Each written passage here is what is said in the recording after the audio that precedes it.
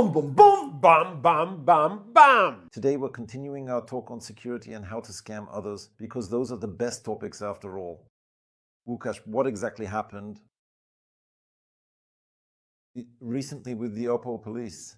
Yes. Now that is a solid start to what turns out to be quite an incredible story. So to begin, there was this individual who had been detained by the authorities, and it really doesn't matter for what specific reason. But they also ended up handing over their mobile phone to the police officers, and among many other things kept on that device, the private access or seed phrase for a digital crypto wallet was stored right there on that phone, which happened to have a balance of over 2 million USDT stored in it. To the surprise of this person, whose phone the police had seized a significant amount of time after the phone was first taken, while it was sitting securely in a police evidence safe, someone unexpectedly withdrew all the USDT to an address completely unknown to that person and, you could say, successfully took over the funds. Naturally, this person formally accused the police, saying it must have been someone from the force who did it, because it just so happened that the IP address the transaction was sent from was located in the city of Opole.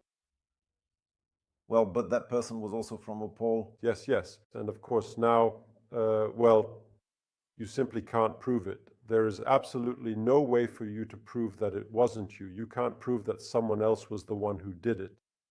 Of course, it sounds quite provocative. I remember a very specific story from many years ago, back when currency exchange offices first started operating, and these were just traditional brick and mortar ones, not crypto. The police, as part of some preventive measures, entered an exchange office and forcibly seized the funds that were there, including there was 100,000 zlotys. Back then, that was a very large amount, I'd say like several million today. And well, they took that money. The case was dismissed, and when the man went to the police, To the court, to the judicial deposit, in that famous Tri-City case, the court said, well, we don't have your coat, to quote Berea here, and what are you going to do to us? And the same thing happened here. The funds actually just vanished, whether the police did it or not. Of course, to be honest with you, I'm not suggesting anything, nor do I know. I simply have no idea. But, well, we can draw some kind of lesson from this. For those of you interested in that Tri-City case and the currency exchange offices, you don't have to look far. You'll find it quickly on the internet. It was a very high-profile case. So tell me, what lessons do we learn from this? Well, I would say that is one of the key things we need to talk about right now. And please remember that it is actually very easy to lose your cryptocurrencies and, sadly, to lose them forever. We previously talked about the dangers of fake addresses and the risks involved when copying an address from a list of your previous transactions. You really shouldn't do that. And now we are going to talk in great detail about how people often make a very serious and cardinal mistake when it comes to the critical process of storing their 12, 24, or even 32, no, I actually mean 30 seed words, which essentially represent that all-important and highly sensitive private key. Usually all these hardware wallets come with these special little cards that we write on, and we fold them up so it's not visible, but, you know, a card like that can get lost, so it's always worth taking a photo. And it turns out that this common practice of taking a photo of those seed words is actually quite widespread. The photos then end up in the cloud. Whether you use Google Drive or Apple iCloud, it sometimes happens that in some completely unexpected way, we lose access to that email account and the drive we have. And it turns out someone pulled a photo of those seeds and used it to gain unauthorized access. As it turns out, that's not rare at all. It is a very common situation that we see where these types of digital thefts occur on a frequent basis. Now, maybe they are not particularly spectacular thefts. We are not talking about hundreds of millions of zlotys in these cases, but rather smaller amounts. However, it happens quite often that thieves, by gaining access to someone's personal network drive filled with photos, find photos of those seed cards stored on that drive. And that is how they get access to the account's wallet. And it also has to be said clearly that such a task is easier now because you can use AI to help. And when you're scanning millions of photos, you can just say, look for this or that kind of photo, right? Yes. And I was actually surprised, this is a bit of a digression, but on Apple, when I have photos in the cloud, the Apple mechanism perfectly recognizes, for example, photos of tags, receipts, screenshots, or things like that. And it recognizes them very well. They're very easy to search for. Google's is the same. I expect that. So even if you take a photo, I used to actually have a specific rule that when I took a photo of a receipt, I didn't use the regular camera app. I mean, not the default app, but for example, Evernote. So it would go straight to Evernote because that's where you had to keep it. But now I just take a normal photo because not only will it not end up in the main photo album, so it won't annoy me here and so on. It'll go straight to the receipts section, and that is all I have to do. And if you have, even if by accident, you have a section for seed phrases and relevant keywords. BTC seeds, ETH seeds, then yes, of course. But even if it turned out that it put it in the wrong category, well, you have photo search. Very intelligent, yes. Yes, and it will nicely find and search through all of it for you. Well, and that's one of the ways, one of those mistakes when we risk losing funds. And you could say that this man who lost those few million zlotys, which is roughly 2 million USDT, well, he's probably a bit to blame, but also, well, you shouldn't store it. But also, you shouldn't steal from anyone at all. That is clear. That's exactly what I mean. Well, but you know what I'm saying. If you take a bag of cash, imagine taking a plastic bag, putting your cash in there, going to the park, leaving it on a bench, and then coming back the next day, then should you count on it still being there? In an ideal world, yes. But in the real world, unfortunately, it is not. Exactly. But I know you have a story that also it worked out positively. Yes. Well, it turns out that if we look back at the history of the Bitfinex hack, Bitfinex 2016, a famous hack, stolen then. Now I'll be using my notes. Almost 120,000 Bitcoins were stolen then. Yes, that's quite a bit of money. Back then it was worth $72 million. Bitfinex somehow managed to deal with it, and how they dealt with it could be the subject of another one of our shows, because it was very interesting how they did it. A clever way. Yes, and since then, the relevant authorities have been investigating the case, but unfortunately, they have not yet found any success.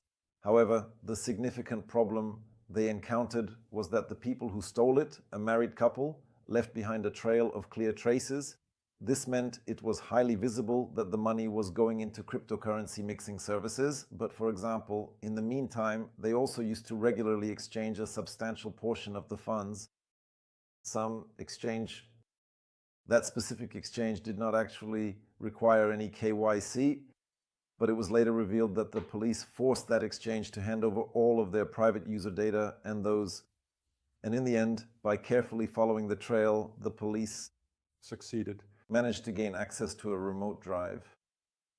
Well, in the cloud. We don't know if it was Google or if it was Apple and so on, but the police managed to get in there, and while browsing a large number of files, it turned out there was a file that was encrypted.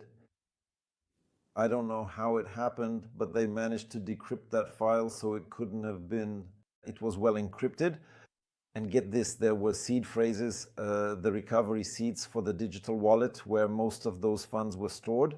Yes, and that actually happened back in the year 2022. And I distinctly remember it because we talked about it once on the Kanga quarter. I recall the specific allocation of those funds. The assets that they managed to recover back then were estimated to be valued at, roughly several $billions by now. So it's perfectly okay, right? It's good that it happened, but it took them quite a long time to resolve. That massive security breach took place way back in 2016, and only in 2022 did they manage to recover it. That's not bad.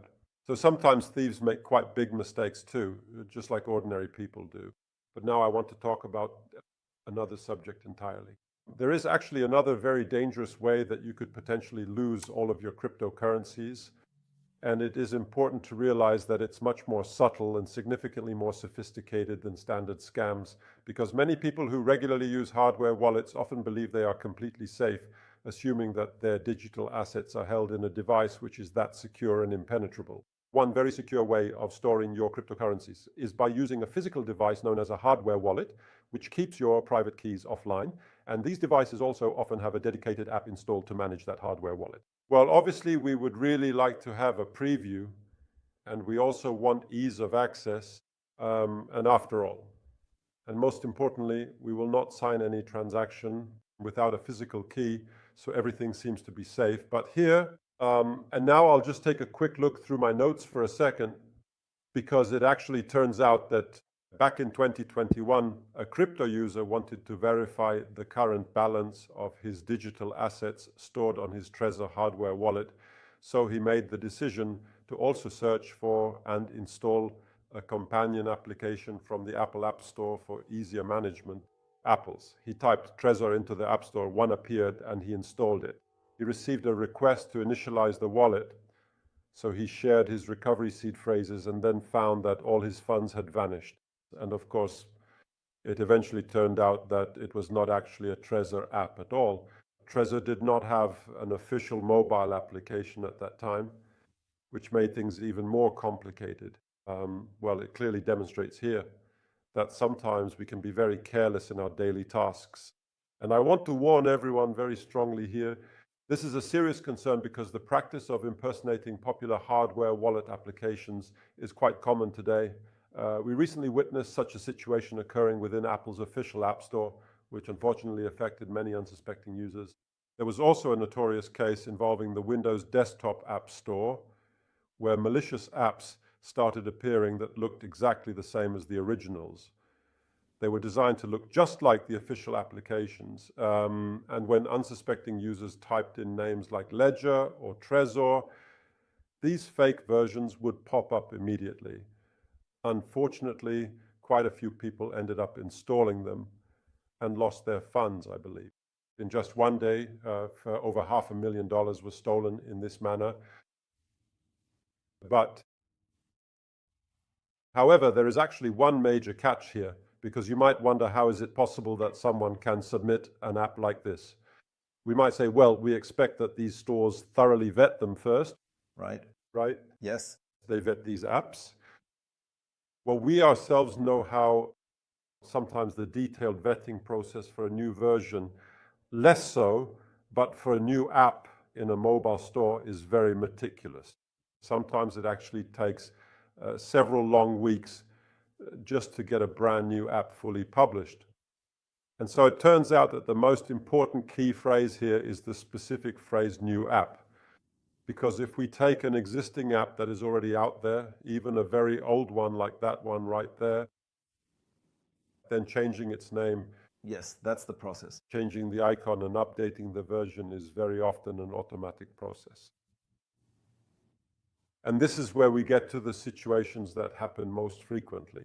These thieves, because that is exactly what they are, not hackers, but nothing more than common thieves, they very often make a habit of buying up these old apps that are no longer supported or maintained, actively updated or even properly maintained by developers, but which have, for example, a significant number of positive reviews and comments, which ultimately makes them appear to be very trustworthy. And they buy these apps for quite small sums, and then they change the name, change the icon, and impersonate well-known applications. Of course, we're not just talking about hardware wallets here, but also about mobile banking apps, Right? and all sorts of payment services. And I really want to give you a serious warning about this. If you type in Trezor and an app pops up with over 5,000 positive comments or reviews, and it appears to be incredibly professional and highly legitimate. And it even looks quite old, not just a week old, but actually many months old. Please remember that it doesn't necessarily mean it's the original official one. Take a moment to check who provided the app, check if it's definitely the original official one, and make sure the result you're clicking isn't just a sponsored advertisement. It used to be quite a common tactic to deceive people through search engines in the past. Exactly. By buying ads for sites that looked strikingly similar to, for example, a bank's website, and that's how they gained access to accounts. People would type the bank's name into Google and just click the first link. And that wasn't a search engine link at all, but an ad. We strongly warn you against suspicious activities or deceptive messages like that. You must never click on them, especially on any links that might appear in this unusual way. Always type the address directly into the browser, or if not, use a bookmark. And that's actually the safest way. Though there's probably some scam where you have that bookmark swapped. Of course, there are tons of bookmark management browser plugins, and it is quite easy to imagine someone taking over such a plugin. They could then swap out the Millennium Bank page or another bank for a fraudulent version of their own. And that's how they gain access to many accounts. That is absolutely possible. We had a situation, if I recall correctly, it was during the years of 2022 and 2023, where there were many different phishing campaigns related to various crypto exchanges. Kanga was also significantly exposed to this. And the entire scheme orchestrated by these scammers was that they simply bought up AdWords. And as you said, they popped up in the top position. And then there was, it is quite ironic that as Kanga, when we wanted to advertise on AdWords, we simply couldn't, because Google asked for various licenses, documents, and so on. And finally, they said, well, we can't advertise you because you're a crypto business. And we have just adopted a rule not to advertise crypto. Yet a scammer came with an address strikingly similar to Kanga, like Kanga Exchange, so people just did not notice. Google did not ask any more questions because the scammer obviously did not say it was a phishing or crypto site. So someone would click the link, see the familiar login window, enter their login and password, and that is exactly how the scammers took over their accounts.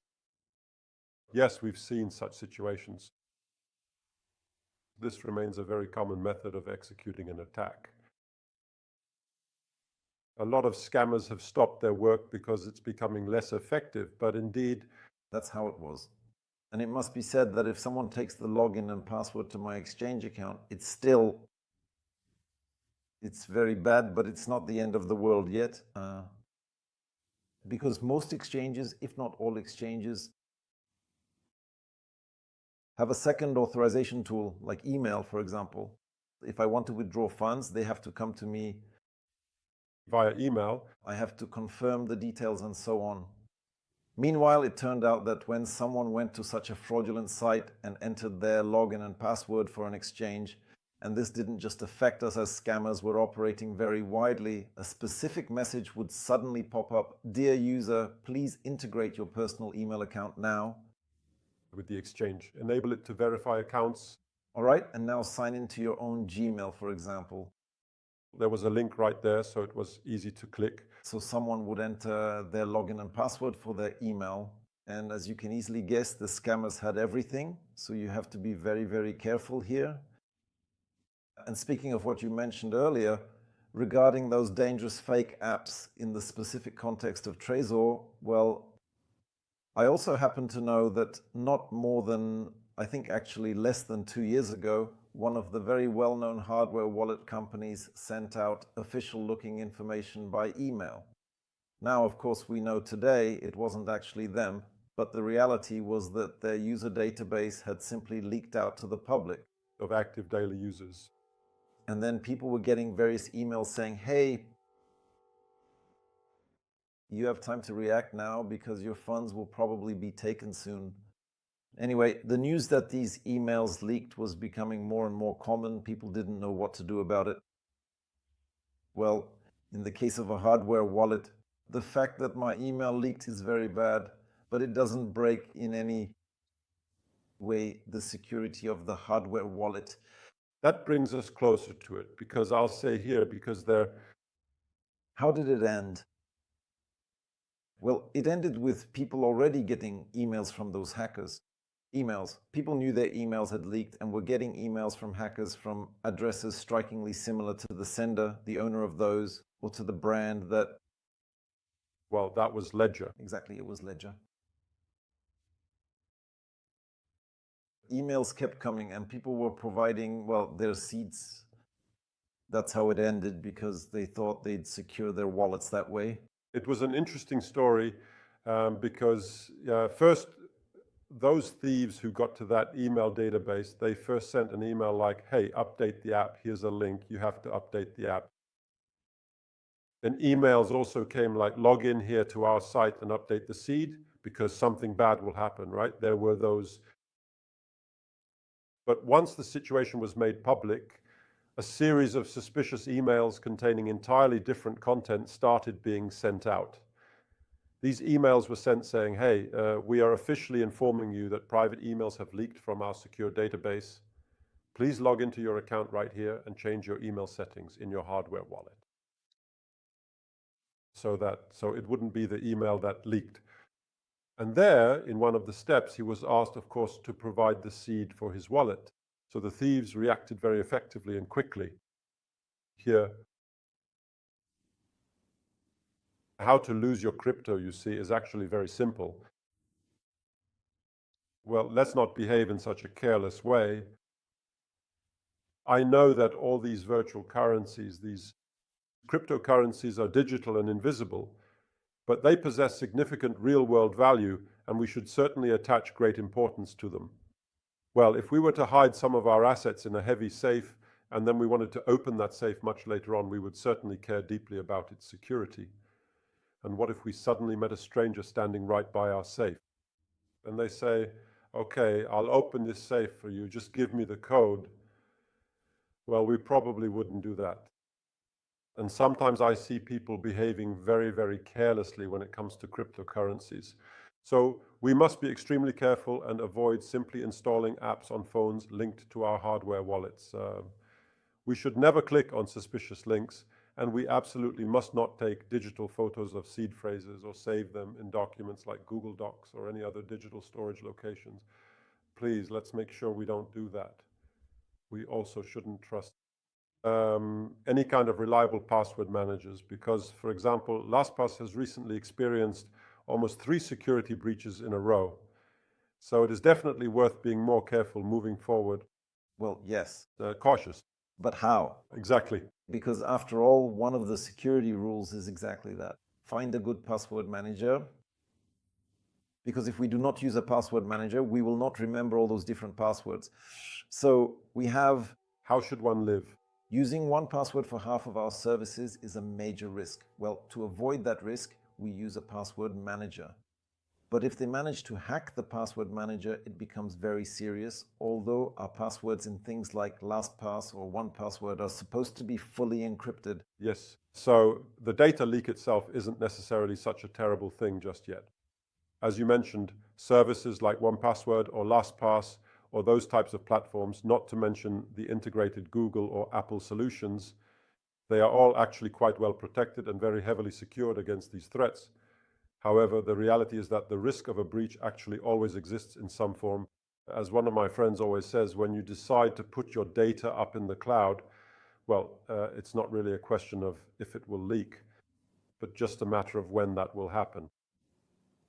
It's just like with hard drives. The question isn't if it will break, but when. Speaking of scams, it's worth mentioning something that happened once. One of our long-term exchange business partners had a specific client who turned out to be quite completely surprised because he was receiving stored on his own device. He had a fully non-custodial wallet, meaning his very own. Yes, that's right. Yes, that's the best way. Well, and he was giving cash to scammers. I don't know how, but he either sent a transfer or just handed something over. And right after that, he saw new Bitcoins appearing in his wallet. And at some point, and of course, those Bitcoins were being sold there with a proper discount of 70% or something like that. Who wouldn't be tempted, you know? Such an opportunity might never happen again. Well, and it turned out that when someone like that came to the exchange office, the clock said, "My dear, but these Bitcoins are worth nothing." because they aren't Bitcoins. Exactly. What was this scam about? Yes. Now, here we are talking about a common situation where people who aren't quite sure of what they want or how to proceed, well, savvy, they contact someone, that someone says, "I'll sell you Bitcoin," only it's not the Bitcoin on the Bitcoin network, but for example, wrapped Bitcoin. We can say, okay, this is already quite obviously disguised. Why would anyone sell this way? But that thief could just as well say they're selling, for example, USDC. Yes, I believe that's right. And says, okay, so give me 1,000 zlotys here. I'll send you as much USDC as needed, no problem. Or that many Bitcoins, there you go. And that person actually on their wallet, for example, like on MetaMask, they saw, oh, tokens with the symbol BTC or USDC appeared. Well, it looks like I have them now. Everything is fine. And often there were multiple such transactions. The whole problem came to light when that person tried to sell those tokens, because it turned out those tokens aren't official USDC or official BTC, but it's a completely fake contract. Someone deliberately released a contract where they named the token BTC or named the token USDC or whatever else they want to mimic. Yes, indeed. And this contract had absolutely no real connection to wrapped Bitcoin or USDC. That's why it is crucial that we examine all of these details very carefully. Let's also check the contracts of the tokens we receive, because sometimes it turns out that they're not real at all. And if we don't know what a contract is and don't know how to check the contract address, if the contract address is suspicious, then it's best that you refrain from making that transaction, because it will actually be very easy for someone to deceive or cheat us. To ensure it's not easy to cheat, I strongly encourage you to visit and explore Kanga University. We have appropriate lessons there that will provide you with the knowledge to fully understand what these magic words like contract address mean and exactly how to check it. Because I wanted to say how to check it, the easiest way is to go to CoinMarketCap or CoinGecko, and the contract addresses are listed there, which essentially already means that we can protect ourselves in some way or another. But I also wanted to say a second thing, that if someone decides to do something, which of course we don't encourage, meaning keeping their funds, for example, on Kanga, well, then such a scam would be simply impossible. Impossible. Because the exchange would recognize it. It simply would not credit the funds to your account. Fake deals. Total funds. The exchange. Kanga maintains perfect control over this here. We meticulously check all of these addresses, and we only use official confirmed addresses. It's not a simple procedure. We thoroughly verify every detail to ensure we provide this high level of security here. That's right. Łukasz, regarding security, would you like to add anything else? Or about ways of cheating? Moving away from security for a moment, I think it is worth discussing the news that reached our ears today. As we are recording this show on Thursday, we have received word that one particular exchange, and quite a large one at that, known as BitMEX, has decided to cease its operations. This is notable for an exchange that ultimately did not manage to secure a MyCA license to operate legally. I don't even know if they tried. I honestly don't even know if they actually tried, but it didn't quite get there in the end. We can freely talk about this exchange now because you can't register on it anymore at all. So absolutely no one can accuse us of advertising the exchange to clients here. This exchange has already ceased operations in the sense that you can no longer register on it. And we're talking about it because they just decided to close regarding operations and attention. This is extremely important information for you. If you currently have a BitMEX account, please log in as soon as you possibly can. because you now have less than 2 months remaining to take action, left to withdraw your funds? That is exactly right. We lack specific information just yet, so we don't know what has occurred. But since you can still log in and have a full 2 months to withdraw your remaining funds and so on, we rather suspect that we don't have, nothing really unfortunate has happened. Well, one might wonder, right, why they're ending operations. Exactly, and that's a topic we'll probably delve into. And what do you think, Łukasz? Or do you want to leave it for the end? Well, I have two theories, and I think we can speculate here. But I have two theories. One theory is that there was some significant security breach after all. The vault and the exchange is attempting to buy some extra time this way, maybe hoping that not everyone will step forward, and in this way.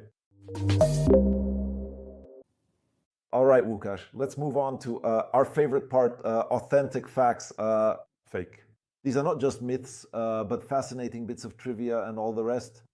What particularly interesting fact or surprising piece of information that you came across really caught you off guard this past week? I have two stories, but I'll only share one with you. A military one or something food related? Military. Military. Well, just imagine that for a moment. There was actually a massive ship that somehow managed to shoot itself down. A little story. Back in 1942, this British cruiser known as the HMS Trinidad was patrolling the frigid, ice-filled Arctic waters. During its routine mission, it detected a German Z-class destroyer on the distant horizon, and the crew quickly decided to engage and sink this enemy destroyer by launching a single powerful torpedo. They fired a single torpedo, but that torpedo unfortunately had a broken gyroscope, and it made a perfect circle in the water. Then it actually hit the very same ship from which the torpedo was originally fired. The crew's absolute shock was so great that they were at first convinced they'd been attacked by some kind of invisible enemy submarine. Later, well, they realized that wasn't it, but the story amused me because I thought to myself that sometimes it really can be funny, especially the more advanced the weapon you use, the more strange things can happen. Well, those were the early days of torpedoes, so such a failure could happen. But yes, the ship shot itself down. And your interesting fact? I, like you, prepared more. 16 facts. All from the category historical, geographical. You can pick a number. I believe it is 7. 7. Here you go. I wanted to talk about the coastline of Bosnia and Herzegovina. Okay. Have you ever driven to Dubrovnik? Yes, but not to Dubrovnik itself, but yes, I have. Well, it's like this. When someone enters Croatia, they drive and drive through Croatia, and just before Dubrovnik, you had to enter Bosnia and Herzegovina for a moment. Okay. Only to leave it again literally after a few kilometers and continue driving through Croatian territory and finally arrive in Dubrovnik. Croatia is divided into 2 parts. And now that coastline, it's 20 kilometers in total, but the stretch between mainland Croatia and the other piece of mainland Croatia is a few kilometers. And the fact that the coastline is 20-some kilometers long is because it's like a peninsula, you see? And now, how did it even happen that Bosnia and Herzegovina has access to the sea? Well, one might think that back when I don't know, the countries of the former Yugoslavia were breaking up in such... I actually thought when I first saw it on the map that there were negotiations going on and so on and so forth. But it turns out that a long time ago, several hundred years ago, back when Dubrovnik was an independent state, there was such a thing as the Dubrovnik state. Their biggest potential enemy was the Venetian state. That's also an interesting fact. The Venetians... Okay. Yes. And anyway, of course, such a truly great and formidable giant neighbor was the Ottoman Empire, now Dubrovnik, which was strategically located nearby. well, it didn't quite border it yet, but it was afraid that perhaps the ambitious Venetians would have ambitions to conquer Dubrovnik. So it decided to give a piece of its outlying lands for free to the Ottoman Empire to create a buffer zone. Well, okay. They said, we're giving this to you for free, and so on. Imagining that if the Venetians actually wanted to attack Dubrovnik by land, well, they would first have to pick a fight with the Ottomans. Okay. Through that makes sense. Simply all sorts of transformations. Later empires fell there. There was Austria-Hungary, various things. It turned out that this scrap of land that Dubrovnik once handed over to the Ottomans from the northern side, through these various transformations, it simply ended up in Bosnia and Herzegovina. They managed it? That's how it turned out. They essentially got it as a gift from Dubrovnik just several hundred years earlier. And that was my interesting fact. Okay. That reminds me, for example, of the story of such villages that in Europe, it's a fairly common situation. I was surprised that there are such enclaves. Yes. That we have, for example, Switzerland. And here's this little town that belongs to Italy. Surrounded by Switzerland, but this one little town belongs to Italy. We have such situations on the Spanish-French border. Very often also on the Swiss border, there are many of those. Sometimes they result from historical legacies because, exactly like you said, because there was a grant and it's still in effect. Sometimes it's the result of a referendum because there were such situations too, but very often it's simply the result of chance and an error during the division of lands. The one I'm thinking of, this Italian town, simply wasn't mentioned on the list of villages taken over by Switzerland. And that's how it happened. That, well, since it wasn't mentioned, well, that means it doesn't belong. And it stayed that way until today. It turns out to be a very similar situation. I don't know if you might have accidentally mixed up the two of them, but maybe this is because that's how it was with that village or that town that's on the French side. But, you know, it's completely and officially Spanish. Yes. As a result of an error, exactly. What? When the borders were being set and there was the description of how that border was supposed to run and it was given there, they forgot to mention it. That's a story I heard once. Maybe it's about exactly... I'm talking about that village that is located near Lake Lugano. Yes. Let me know if I said it right. It'll be a very good test for your attention. And also for me to see whether I might have mixed something up and sold you some fake news. All right. Lukasz, thank you very much. Thanks. For an interesting conversation. And you, my dear ones, of course, we ask you to comment, to share, to like, and we'll see you on Tuesday at 9:30. Thanks. Bye. Bye.